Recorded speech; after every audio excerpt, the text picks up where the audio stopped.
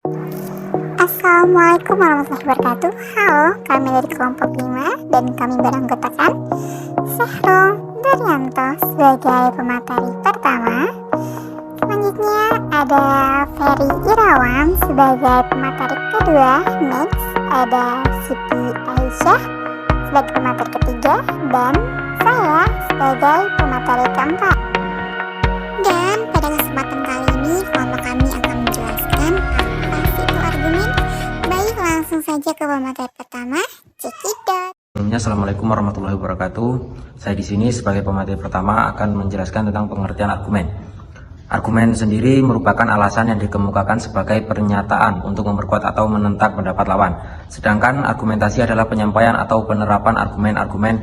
Sebuah argumen dapat didefinisikan sebagai urutan pernyataan matematika dan bertujuan untuk meyakinkan. Sedangkan argumentasi dapat dianggap sebagai sebuah proses di mana sebuah wacana matematika terhubung secara logis. Argumen adalah rangkaian pernyataan-pernyataan yang mempunyai ungkapan, pernyataan, penarikan, kesimpulan, inferensi. Argumen terdiri dari pernyataan-pernyataan yang terdiri atas dua kelompok, yaitu kelompok pernyataan sebelum kata jadi yang disebut premis, hipotesa, dan pernyataan sebelum kata jadi yang disebut konklusi, kesimpulan. Di sini saya akan melanjutkan materi yang telah disampaikan oleh teman saya. Di sini kita akan membahas beberapa contoh argumen. Contoh argumen yang pertama, semua bilangan genap habis dibagi dua, merupakan pernyataan premis. 10 adalah bilangan genap, juga merupakan pernyataan premis. Jadi 10 habis dibagi dua, kita tarik kesimpulannya disebut konklusi.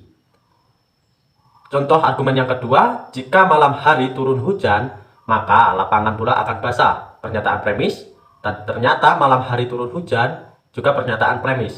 Jadi lapangan bola basah, kesimpulannya disebut konklusi. Suatu argumen disebut valid jika untuk sembarang pernyataan yang disubstitusikan kepada hipotesa, jika semua hipotesa tersebut benar, maka kesimpulannya juga benar. Sebaliknya, jika semua hipotesa benar tetapi ada kesimpulan yang salah, maka argumen tersebut dikatakan tidak valid atau invalid. Untuk menunjukkan apakah suatu argumen valid atau tidak, langkah pertama yang harus dilakukan adalah menuliskan argumen tersebut dalam bentuk simbol-simbol. Baik, itu tadi materi dari saya serahkan kepada teman saya. Baik, di sini saya akan melanjutkan materi yang tadi telah disampaikan.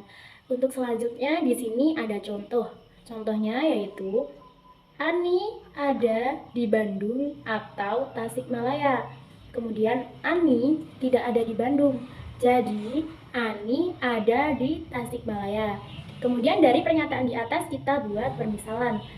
Untuk Ani ada di Bandung kita misalkan sebagai P, dan Ani ada di Tasikmalaya kita misalkan sebagai Q. Maka argumen di atas mempunyai simbol. Simbolnya yaitu yang pertama P disjungsi Q atau dibaca P atau Q. Kemudian yang kedua yaitu ada negasi P. Kemudian yang hasilnya atau kesimpulannya yaitu maka Q. Untuk mengecek suatu argumen merupakan kalimat yang valid, kita dapat melakukannya dengan langkah-langkah sebagai berikut. Yang pertama yaitu tentukan hipotesis dan kesimpulan kalimat. Kemudian untuk yang kedua yaitu buat tabel yang menunjukkan nilai kebenaran untuk hipotesis dan kesimpulan. Kemudian yang ketiga, carilah baris kritis, yaitu baris yang semua hipotesisnya bernilai benar.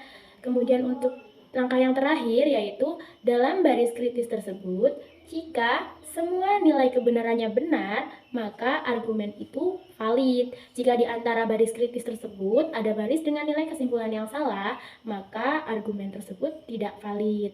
Baik, untuk selanjutnya akan dilanjutkan oleh materi selanjutnya. Baiklah, terima kasih. Di sini saya akan melanjutkan beberapa penjelasan dari langkah-langkah yang telah disampaikan oleh teman saya. Jadi dalam penjelasan ini ada 4 cara dalam menyelesaikannya. Dan yang pertama, terdapat 2 hipotesa masing-masing P, Q, dan negasi P. Kesimpulannya adalah Q, sehingga tabel kebenarannya dijelaskan pada tabel yang kedua. Dan penjelasan kedua ini tentang tabel kebenaran, dan apabila P-nya benar, Q-nya benar, maka P dijungsi Q-nya benar. Tapi di negasi P-nya salah dan di Q-nya benar. Dan apabila di P-nya benar, Q-nya salah dan P dijungsi Q-nya benar. Dan di negasi P-nya salah, tapi Q-nya juga salah. Dan apabila P-nya salah, Q-nya benar, maka P dijungsi Q-nya benar. Dan di negasi P-nya benar, Q-nya juga benar. Dan apabila P-nya salah, Q-nya salah, maka P dijungsi Q-nya juga salah. Dan di negasi P-nya benar, dan di Q-nya juga salah. Selanjutnya, untuk penyihan yang ketiga adalah baris kritis. Baris kritis adalah baris ketiga, karena semua hipotesis bernilai benar. Dan penyelesaian yang terakhir atau yang keempat adalah karena semuanya benar, maka argumen tersebut valid. Terima kasih, semoga dapat disimak dengan baik. Kurang lebihnya kami mohon maaf. Kami akhiri, wassalamualaikum warahmatullahi wabarakatuh. Dan saya kembalikan ke Ibu dosen.